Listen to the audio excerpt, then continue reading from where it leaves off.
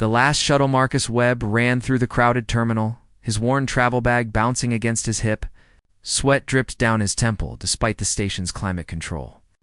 The massive display screens above showed his shuttle's status in bold letters: final boarding. This was his one chance to escape Earth's dying cities and start fresh on New Haven, a colony world where his botanical expertise might actually matter. He had sold everything for this ticket. His apartment, his research equipment, even his grandmother's antique books. Friends had called him crazy, but Marcus needed this. Earth's ecosystems were collapsing, and the gardens he had spent years cultivating had withered under toxic rains and poisoned soil. New Haven promised fertile ground, clean air, and a chance to help something grow again. As he sprinted past the security checkpoint, something caught his eye. An elderly alien woman had collapsed near a support column, her frail body bent awkwardly. Her 4 arms clutched several bags, and her pale blue skin had a grayish tint that suggested distress. Other travelers rushed past without a glance, too focused on their own departures. Marcus slowed, his chest heaving. The boarding gate was closing. He could see the crew sealing the entrance. Every logical thought screamed at him to keep running, but his feet stopped moving. His mother had raised him better than this. He could hear her voice in his memory. The measure of a person isn't what they do when it's convenient. It's what they do when it costs them something. He turned back and knelt beside the alien woman. Her large, dark eyes opened slowly, confusion swimming in their depths. "Are you all right?" Marcus asked gently.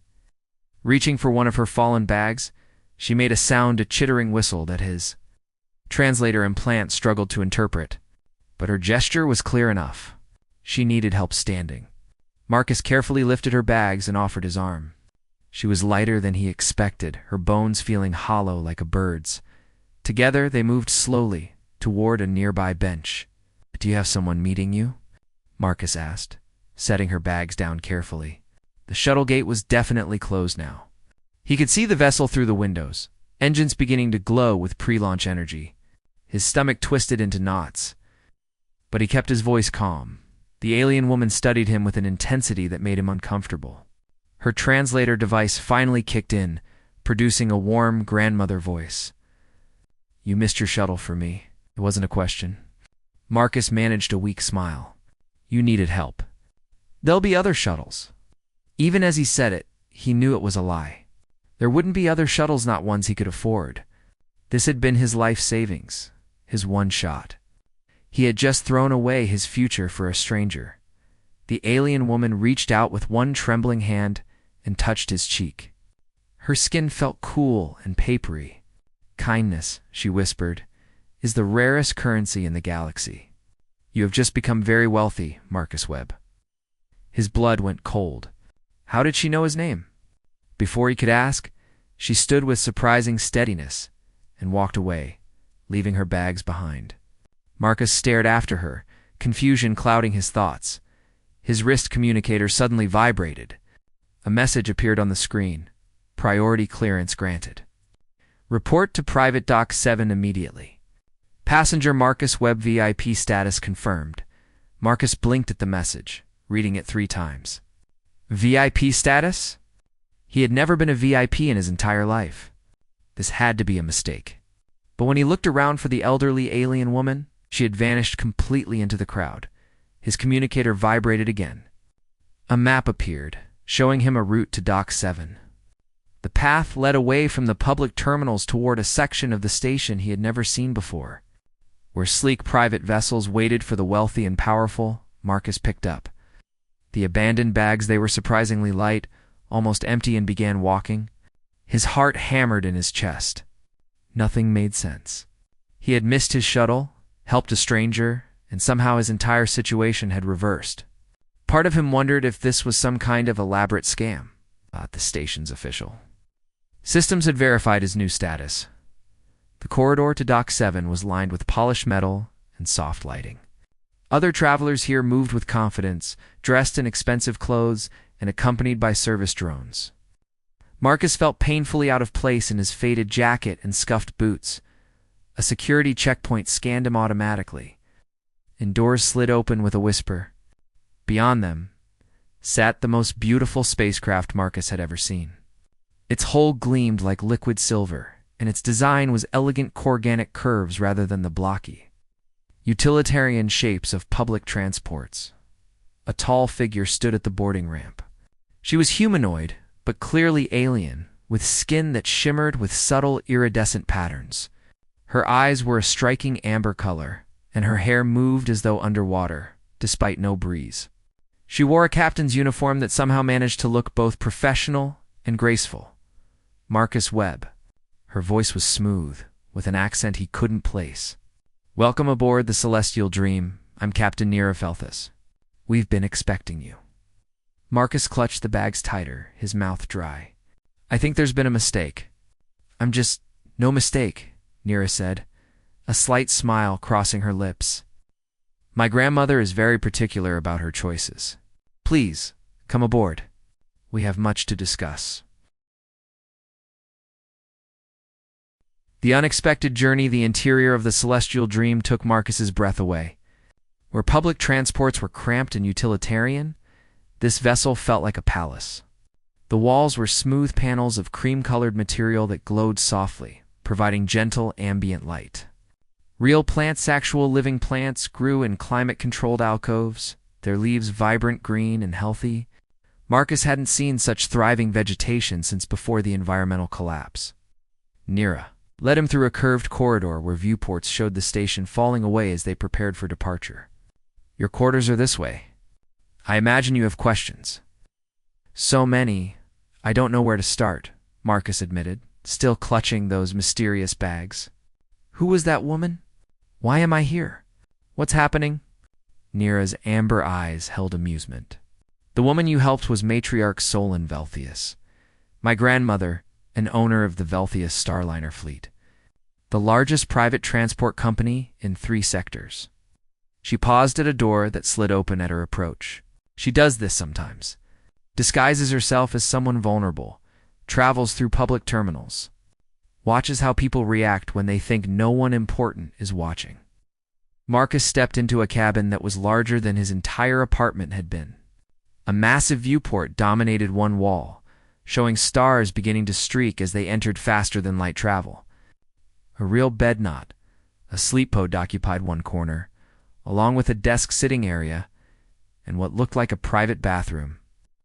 "Most people ignore her," Nira continued, setting down the bags on the desk.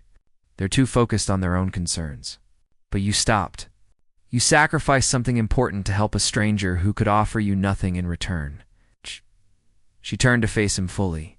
"That's the kind of person my grandmother's been searching for." "Searching for why?" Marcus asked, still trying to process everything. "I'm just a botanist. I couldn't even save Earth's gardens. What could someone like me possibly offer someone who owns a Starliner fleet?" Nira moved to the viewport, her iridescent skin catching the starlight. "You'd be surprised what matters to the truly wealthy. My grandmother has more money than she could spend in 10 lifetimes. But she's learned that money can't buy the things that actually matter. Character, compassion, the willingness to do the right thing when it costs you everything." She glanced back at him, and Marcus felt his heart skip slightly. She was striking. There was no denying that, but more than her physical appearance. Something about her presence drew him in. Confidence mixed with genuine warmth. "She wants to retire," Nira said softly. "Hand over control of the fleet to someone who will run it with integrity. Someone who understands that ships aren't just profit vessels. They carry lives, dreams, families." She's been testing candidates for years, but they all fail. They see an old alien woman and either ignore her or see an opportunity to exploit. Marcus sat heavily on the edge of the bed. "And she thinks I'm that person? I know nothing about running a business, let alone a fleet of starships." "That's exactly why you might be perfect," Nira said. "You'd learn the business side, but you already have what can't be taught." She moved away from the viewport and sat in the chair across from him, her expression growing more serious. "There's more you should know. This journey to New Haven will take 3 weeks. During that time, my grandmother wants me to evaluate you. See if that moment of kindness was genuine or just a lucky impulse. Evaluate me." Marcus felt his face flush. Like a job interview that lasts 3 weeks? More like getting to know you, Nira said, her voice gentler now. My grandmother may own the fleet, but I run the day-to-day operations. If she's seriously considering you as her successor, I need to understand who you are, what you value, what you dream about. Marcus met her gaze and felt something shift in his chest.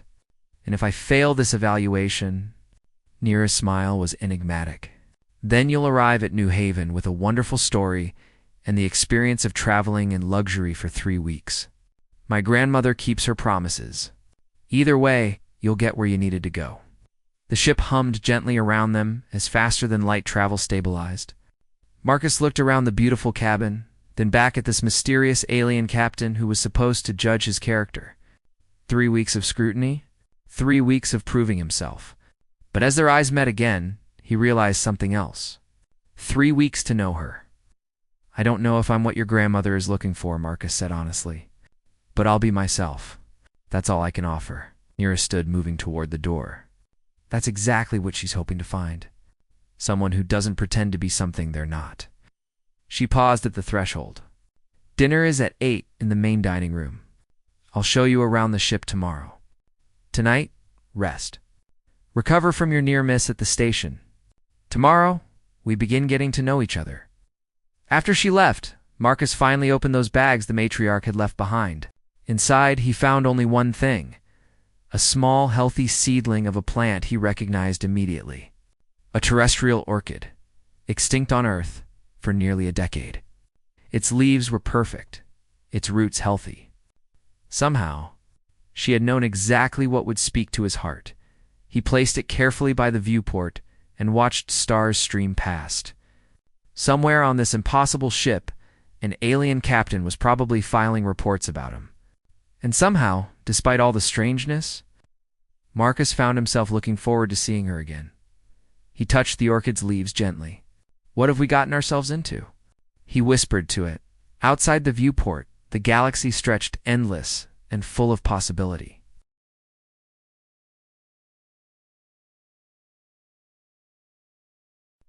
Between the stars, the first week passed in a pleasant blur of discovery. True to her word, Nira showed Marcus around the celestial dream. The ship was a marvel of engineering and luxury combined. There was an observation deck with a domed ceiling that provided 360-degree views of space, a greenhouse that doubled as a botanical laboratory, a dining room with food synthesizers that could recreate dishes from hundreds of worlds, and crew quarters where the ship's small staff, only 15 people, lived comfortably. Marcus spent his mornings in the greenhouse, cataloging the plants and helping maintain them. Many were species he had only read about, rare specimens from colony worlds. His afternoons were spent with Nira, who would join him for lunch, and then they would talk for hours. She told him about growing up on Vethra, her homeworld, where the cities were built into living trees and the sky shifted through 7 colors during the day cycle. She explained her people's philosophy that wealth was meaningless without connection, that status meant nothing without service. Her grandmother had built the Starliner fleet not just for profit, but to unite distant worlds, to make travel accessible, to connect families separated by the vastness of space. Marcus shared his own stories growing up in Seattle before the floods. His mother's small garden that had been his first classroom. His years studying botany only to watch every ecosystem he tried to save collapse around him.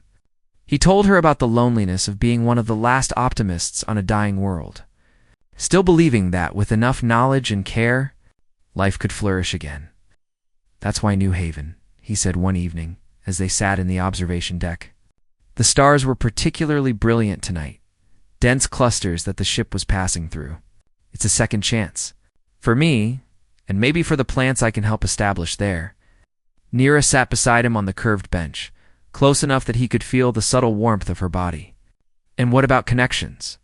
Relationships? You talk about plants, but what about people? Marcus felt his throat tighten. I was engaged once. 5 years ago? She left for the Mars colonies, wanted me to come with her, but I couldn't abandon my research on Earth. I thought I could save something important. He laughed bitterly. She made the smart choice. I stayed and watched everything die anyway. Nira's hand found his, her fingers intertwining with his own. Her skin was smooth, slightly cooler than human temperature, but her touch sent electricity through him. Sometimes the smart choice and the right choice aren't the same thing. You stayed because you cared. That matters. He turned to look at her. In the starlight, her iridescent skin seemed to glow softly. Patterns of silver and blue moving across her features like aurora borealis. She was beautiful, but more than that, she understood him in a way no one had in years. "Can I ask you something?" Marcus said quietly. "This evaluation your grandmother wants is that all this is? Are you spending time with me just to file reports?" Nira's amber eyes held his gaze.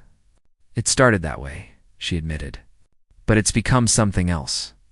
Something I didn't expect." The admission hung between them, fragile and honest. Marcus's heart hammered in his chest. He had felt this attraction growing all week, but he had assumed it was one-sided. A lonely human projecting onto a kind alien woman. But the way she was looking at him now suggested otherwise. "Nira, he started, but she placed a finger against his lips. "Don't say anything yet," she whispered. "Let's just be here." In this moment, she had leaned in slowly, giving him every opportunity to pull away. Instead, Marcus met her halfway. Their lips touched, and it was nothing like he had expected. Her mouth was soft, warmer than her skin, and she tasted faintly of the sweet tea they had shared at dinner. The kiss deepened, his hand moving to cup her face, while hers slid into his hair. When they finally pulled apart, both were breathing harder. Nira's patterns had brightened, glowing softly in the dim light. "This complicates things," she said, but she was smiling. "Maybe complications aren't always bad," Marcus replied, able to stop himself from tracing the luminous patterns on her cheek. "Maybe they make things more real." They spent the rest of the evening in the observation deck, talking and kissing and watching the stars. Nira told him more about her people's customs around courtship and relationships. Unlike humans, who often kept physical and emotional intimacy separate, her species viewed them as intrinsically linked. To kiss someone was to declare genuine affection.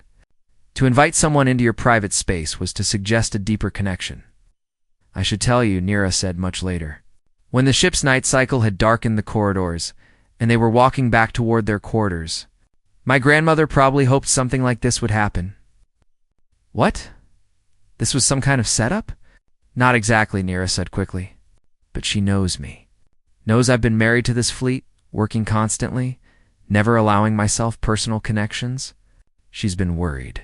She took both his hands in hers. "I think she hoped that finding someone genuine might help me remember there's more to life than duty and work. So I'm what, therapy?" Despite his words, Marcus couldn't keep the smile off his face. Nira laughed, the sound like crystal chimes. "You're impossible. Come here." She pulled him into an alcove near her quarters, away from the main corridor. The kiss was longer this time, deeper, full of building desire.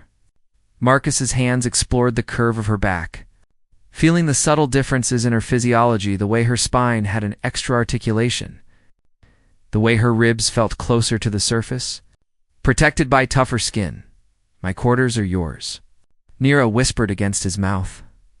Marcus pulled back slightly to look at her. "Are you sure?" "I don't want to rush anything if Marcus," she interrupted, her eyes serious. "Among my people, we don't play games with affection. I wouldn't have kissed you if I didn't want this." "Want you? But I also need you to understand what this means. If we do this, it's not casual. Not for me. Not for me either. I haven't felt this way since. Maybe ever." She smiled and took his hand, leading him to her quarters. The door slid shut behind them, giving them privacy for the first time. Her cabin was similar to his, but decorated with personal touches, fabrics from her home world. A small water feature that burbled soothingly, and low lighting that made her skin patterns glow even brighter. They came together slowly, taking time to explore and learn. Nira guided him through the differences in their bodies, showing him what felt good for her species, gasping and murmuring encouragement as he learned. Marcus marveled at how her skin changed colors with her emotions, brightening with pleasure. How her body was both familiar and wonderfully alien. Afterward, they lay tangled together in her bed. Skin against skin, hearts gradually slowing. Nira traced patterns on Marcus's chest while he stroked her hair, feeling its unusual texture, like silk threaded with fiber optics. "What happens when we reach New Haven?" Marcus asked quietly, voicing the fear that had been building. Nira propped herself up on one elbow to look at him. "I don't know. But I know I don't want this to end just because a journey is over. Maybe the journey is just beginning. Your grandmother's evaluation is finished," Nira said firmly. "I told her 3 days ago that I'd found what she was looking for. Not just someone with good character, but someone who reminded me what it means to be alive." Marcus pulled her down for another kiss, this one slow and sweet. Outside the viewport above her bed, stars streaked past. And for the first time since leaving Earth, Marcus felt like he was exactly where he was supposed to be. Not because of destination, but because of connection. Because of her. The pirate ambush the second week passed in a haze of growing intimacy and deepening connection. Marcus and Nira became inseparable, sharing meals, working together in the greenhouse, and spending every night wrapped in each other's arms. The crew noticed, but said nothing, their respect for their captain evident in their discreet smiles. On the 14th day, alarms shattered the peaceful routine. Marcus woke 2 red lights flashing in Nira's quarters and her voice, sharp with command, activating the ship-wide communication. "All crew to stations. We have hostile contacts. 3 ships, Ravager configuration." This is not a drill. She was out of bed in seconds, pulling on her uniform with practiced efficiency. Marcus scrambled up, heart pounding. Ravagers. Pirates. "Worse than common pirates," Nira said, her face grim. "The Ravager fleet targets humanitarian ships specifically. They've been hitting colony transports, medical vessels, relief ships, anything that carries vulnerable people or valuable supplies." She palmed open a weapon locker. "Stay here. Lock the door. Don't open it for anyone but me or Chief Terran." Nira, wait, but she was already gone. Moving with the fluid grace of someone trained for crisis, Marcus stood alone in her quarters, his mind racing. Through the viewport, he could see them now 3 dark ships, angular and aggressive, closing fast. The Celestial Dream was not a warship. It was a luxury vessel with minimal defensive capabilities. They were outgunned and outnumbered. Another alarm sounded, this one accompanied by a violent shudder that threw Marcus against the wall. They were being fired upon. He could hear Nira's voice over the intercom tom despite the chaos. Shields holding at 60%. Evasive maneuvers? Send distress signal on all frequencies. Thanks. Marcus's hands shook. He had to do something. Staying locked in a room while Nira and her crew fought wasn't an option. His eyes fell on the ship's internal map displayed on the wall panel. The greenhouse. The botanical laboratory where he had spent so many peaceful hours. Suddenly, an idea struck him. He ran through the shaking corridors, using maintenance passages to avoid getting in the way of the crew scrambling to their posts. The greenhouse was empty. Lights still on their normal cycle, was creating an eerie calm while the ship rocked under weapons fire. Marcus pulled up the laboratory terminal and began accessing the plant database. His fingers flew over the controls, years of botanical knowledge finally finding urgent purpose. Their Thornia venenata, a defensive plant from the colony world Epsilon Prime. Its spores cause severe respiratory distress and temporary paralysis in most oxygen-breathing species. The greenhouse had 3 specimens, kept in containment because of their danger. He began working frantically, extracting spore samples and loading them into the greenhouse's atmospheric distribution system, a feature normally used for humidity control and fertilizer misting. If he could weaponize the system, create a cloud of these spores near the ship's hull breaches that would inevitably come... The ship rocked violently. Marcus was thrown to the floor. Alarms screamed. Through the greenhouse viewport, he saw one of the Ravager ships closing, its weapons glowing with charge. Then came an announcement that froze his blood. Hull breach on Deck 3. Emergency containment failing. Boarding action imminent. Ow. They were being boarded. Pirates would soon be inside the ship. Marcus finished his setup, his hands steadier now that he had purpose. He routed the spore distribution controls to his handheld tablet and ran toward Deck 3. If pirates were coming through that breach, he would be waiting. Deck 3's corridor was chaos. Emergency bulkheads had sealed off the damaged section, but he could hear the screeching of metal being cut through from the other side. Crew members had taken defensive positions with the ship's limited weapons, mostly crowd control equipment. Not designed for combat, Marcus found Chief Turan, a grizzled alien with 4 eyes and scales like armor. "I have something that might help," Marcus said quickly, showing him the tablet. "If I can get close to that breach, I can deploy a weapon. A biological agent that will incapacitate anyone who comes through." Terran studied him with all 4 eyes. "You're the botanist, the captain's friend." It wasn't quite a question. "This weapon of yours, will it harm the crew?" "Not if they're wearing emergency respirators," Marcus said. "But the pirates won't be expecting it. It'll buy us time." Another screech of tearing metal. The bulkhead was giving way. Terran made a decision. "Do it. Everyone, masks on. Seal your suits." The crew scrambled to activate their emergency gear. Marcus crept closer to the bulkhead, his tablet in hand. His heart hammered so hard he thought it might burst through his chest. He had never been in combat. He was a scientist, not a soldier. But Nira was on the bridge, fighting to keep everyone alive. He could do this one thing. The bulkhead finally gave way with an explosion of sparks and twisted metal. Forms poured through the Brechelians in armored suits, carrying weapons that crackled with energy. Their leader, a massive figure with a scarred face and mechanical enhancements, laughed as he saw the small defending crew. "Velthia ship," he growled in a voice that needed no translator. "Worth a fortune. Stand down, and maybe we let some of you live." Marcus hit the activation key. The greenhouse system responded instantly. Invisible spores flooded the corridor, carried by the ship's own air circulation. For a few seconds, nothing happened. The pirates advanced, weapons raised. Then the first one stumbled, clawing at his throat. Then another. Then all of them, collapsing as their lungs seized and their muscles locked up. The effect was immediate and dramatic. Within 30 seconds, every pirate who had boarded lay incapacitated on the deck. Their weapons fallen from nerveless fingers, Chief Terran let out a sound that might have been laughter. Well, that worked.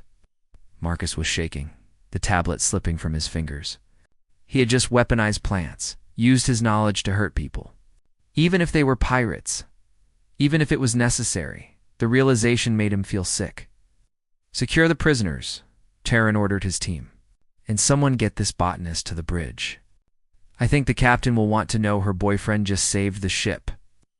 On the bridge, Nira was coordinating the defense, her face tight with concentration. The remaining 2 Ravager ships were still attacking, their weapons hammering the shields. When the door opened and Marcus stumbled through, her expression shifted from shock to relief to something fierce and proud. "Marcus, what did you? The boarding party just collapsed." "All of them." "What happened?" He explained quickly, his words tumbling over each other. As he spoke, Nira's eyes widened. Then she turned to her tactical officer. "Vent atmosphere from the damaged sections. Push those spores out toward the enemy ships. If they think we have some kind of biological weapon, they might back off." It worked. As the celestial dream vented clouds of the defensive spores into space, harmless in vacuum but terrifying if you didn't know that the Ravager ships suddenly backed away. Their communications burst with panicked chatter. Within minutes, they jumped 2 faster than light travel, fleeing. The bridge erupted in cheers. Nira crossed the deck in 3 strides and grabbed Marcus, kissing him hard in front of the entire crew. When she pulled back, her eyes were shining. "You brilliant, crazy, wonderful man. You just fought off pirates with flowers." Marcus started laughing, a slightly hysterical edge to the sound. "Poisonous flowers. There's a difference." That night, after the emergency repairs were underway and the captured pirates secured in the brig, Nira led Marcus back to her quarters. Her hands were shaking as she sealed the door behind them. "I thought we were going to lose the ship," she whispered. "I thought I might lose you." Marcus pulled her close, holding her tightly. "You didn't? We're here. We're safe." She kissed him with desperate intensity, her hands pulling at his clothes. This time their intimacy was different, turgent, driven by the need to affirm they were both alive. They made love with the fierce passion of people who had just faced mortality and survived. Afterward, tangled together in the darkness, Nira cried softly against his chest. "What is it?" Marcus asked, stroking her hair. "I love you," she said simply. "I didn't mean to. It wasn't part of the plan. But I do." Marcus felt his heart swell until it hurt. "I love you too. Whatever happens when we reach New Haven, I want you to know that. This wasn't just a journey for me. It was finding home." She held him tighter, and outside the viewport the stars continued their eternal dance. New Horizons, the final week of the journey, felt different. The attack had changed something fundamental, not just for Marcus and Nira, but for the entire ship. The crew treated Marcus with new respect, no longer seeing him as simply the captain's romantic interest, but as someone who had proven his worth when it mattered. Chief Terran had even started calling him Doc, a title Marcus didn't quite feel he'd earned but appreciated nonetheless. Matriarch. Solon contacted the ship for the first time since they'd departed. Her holographic image appeared in the captain's ready room, where Marcus and Nira had been called for a private meeting. The elderly alien's eyes, no longer dim, but sharp and knowing, focused on Marcus with satisfaction. "So," she said, her translator giving her voice that same warm grandmother quality he remembered, "the botanist who stopped for an old woman has become the botanist who saves ships with plants. The galaxy is full of surprises." Marcus felt his face flush. "I just did what I could." "Anyone would have known," Solon interrupted firmly. "Most would have hidden. Most would have waited for someone else to solve the problem. You saw a need and you filled it. That is leadership." Her gaze shifted to her granddaughter. "And you, Nira, your report was glowing even before the attack. You found what I hoped you would find." Nira took Marcus's hand. "Grandmother, I need you to understand. This evaluation had stopped being about business after the first few days. I have feelings for Marcus, real feelings. If that affects your decision about him as a successor, affects it." Solon's laugh was like wind chimes. "Child, why do you think I sent him on your ship specifically? I could have put him on any vessel in the fleet. I chose yours because I knew if he was genuine, if he was worthy, you would see it. And if you saw it, you would feel it." Her expression softened. "I've watched you marry yourself to this fleet, Nira. For years I've worried you would never allow yourself to love anything that couldn't be scheduled or optimized. This man is good for you, and you are good for him." Marcus squeezed Nira's hand, his throat tight with emotion. "Matriarch Solon, I need to be honest. I don't know if I'm the right person to run a Starliner fleet. I'm a botanist. I understand plants and ecosystems, not business and logistics. And that," Solon said, "is exactly why you are perfect. You understand living systems?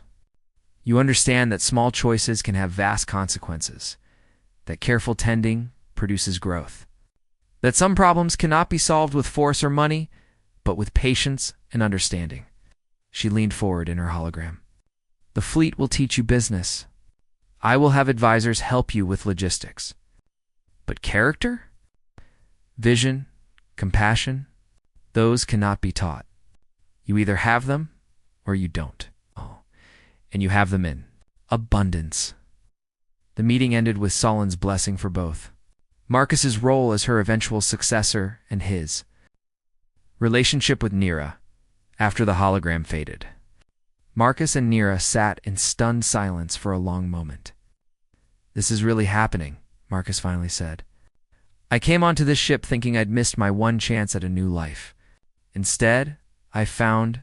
everything." Nira moved to sit in his lap, her arms wrapping around his neck. "Are you scared?" "Terrified," Marcus admitted, "but also excited and grateful, and very much in love with an alien starship captain who is probably too good for me." She kissed him softly. "I'm not too good for you. I'm just right for you. As you are for me." The celestial dream emerged from faster-than-light travel on the 18th day, bringing New Haven into view. The colony world was beautiful blue oceans, green continents, white clouds swirling in realistic weather patterns. From orbit, Marcus could see the settlements, still small but growing. Clustered near water sources and fertile valleys, the ships landing at the main spaceport drew attention. Luxury vessels were rare in colony space, and when Matriarch Solin's personal shuttle descended from orbit to meet them, the entire settlement seemed to turn out to watch. Marcus stood at the bottom of the landing ramp, Nira beside him as Solin descended from her shuttle in person. This time, she looked nothing like the frail, elderly alien he had helped at Earth's spaceport. She stood tall, dressed in robes that shimmered with authority, attended by advisors and officials. The crowd murmured with recognition and respect. Solin approached Marcus and Nira, her dark eyes warm. "Welcome to New Haven, Marcus Webb.